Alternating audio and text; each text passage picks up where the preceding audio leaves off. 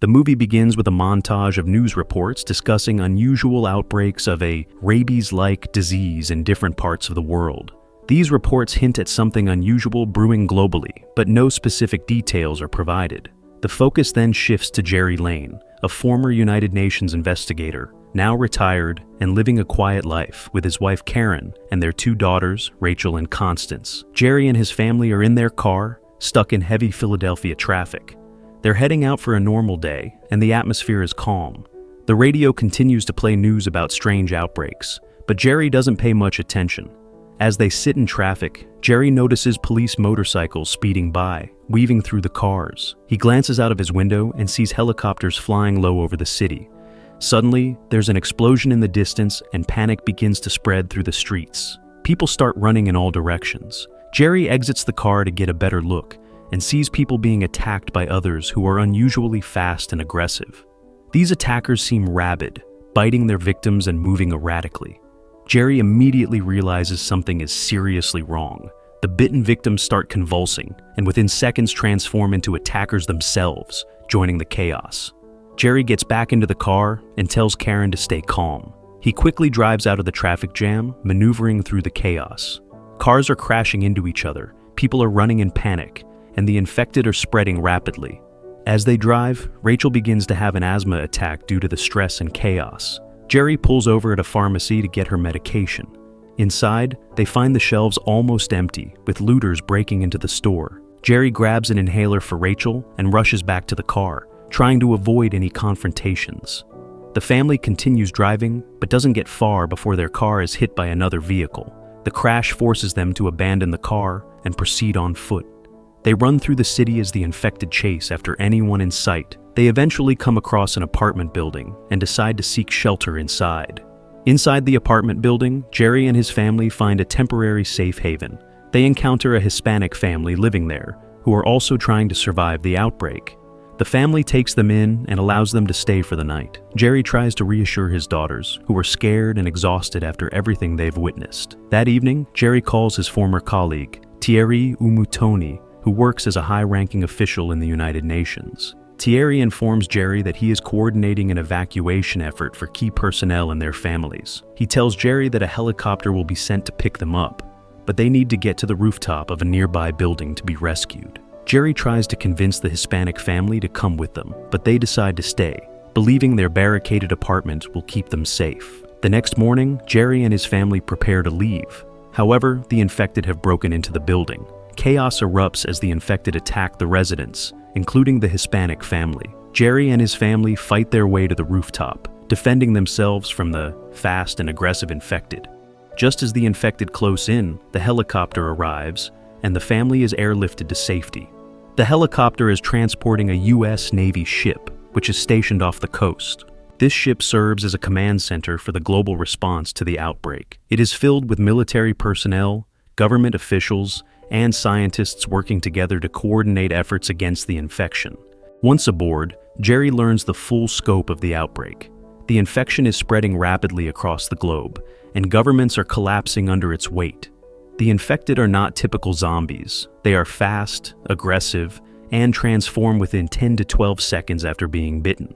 This makes the infection extremely difficult to contain. Cities fall in hours, and traditional military responses are ineffective. Thierry briefs Gerry on the dire situation. He asks for Gerry's help, knowing that his investigative skills and prior experience with dangerous situations make him a valuable asset.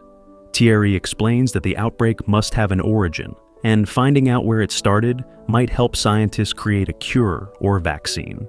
Gerry initially refuses, wanting to stay with his family. However, Thierry tells him that his family will only be allowed to remain on the ship if Gerry agrees to assist. Reluctantly, Gerry agrees to join the mission. Gerry's first destination is a military base in South Korea, where early reports of the outbreak originated. He boards a military plane with a small team, including a scientist who hopes to study the virus and find clues about its origin. During the flight, the scientist explains that viruses often have a specific pattern or weakness that can be used against them. He emphasizes that understanding the virus is the first step to defeating it. When they arrive in South Korea, the base is dark and eerily quiet. It is raining heavily and the atmosphere is tense. As soon as they land, the group is attacked by infected who rush toward the noise of the plane. The scientist panics, slips on the wet ground, and accidentally shoots himself, dying instantly. Gerry and the remaining team manage to fight off the infected and reach the base. Inside the base, Gerry meets a group of soldiers who have survived by keeping the area quiet and secure. The soldiers explain that the infection spread to South Korea after a local doctor was bitten by a patient. They also reveal that the infected are highly sensitive to sound, which attracts them and makes them even more dangerous. One soldier tells Gerry that Israel seemed to have advanced knowledge of the outbreak, as they built massive walls around their cities before the infection spread globally. Intrigued, Gerry decides that his next stop should be Israel to investigate further. The soldiers help Gerry escape the base as another wave of infected attacks. He boards a plane and contacts Thierry, updating him on what he has learned so far. Gerry's next destination is Jerusalem, one of the few cities in the world that has managed to remain safe from the outbreak. Upon arriving, he is brought to meet Jürgen Warmbrunn, an Israeli official. Jürgen explains that Israeli intelligence had intercepted communications referencing a mysterious outbreak before it spread globally. These early warnings prompted the Israeli government to act preemptively, building massive walls around their cities to protect their population. As a result, Jerusalem has become a sanctuary amidst the chaos. Inside the walls, life seems relatively normal. Refugees are being allowed into the city through heavily guarded gates, and people are living peacefully, going about their daily lives. Jürgen explains that Israel's foresight has been key in containing the infection. However, Gerry's observations reveal that the city's defenses may not be as foolproof as they seem. As Gerry walks through the city, he notices a large group of people singing and celebrating near the walls. Overwhelmed with relief and joy at being safe, the crowd grows louder. Gerry begins to suspect that the noise could attract the infected outside. His fears are confirmed when the infected outside the walls become agitated by the sound.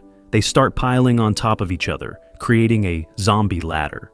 In a shocking display of their speed and ferocity, the infected scale the wall and breach the city's defenses.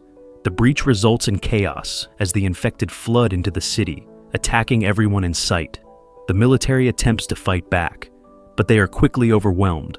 The streets are overrun with the infected, and the walls no longer offer protection.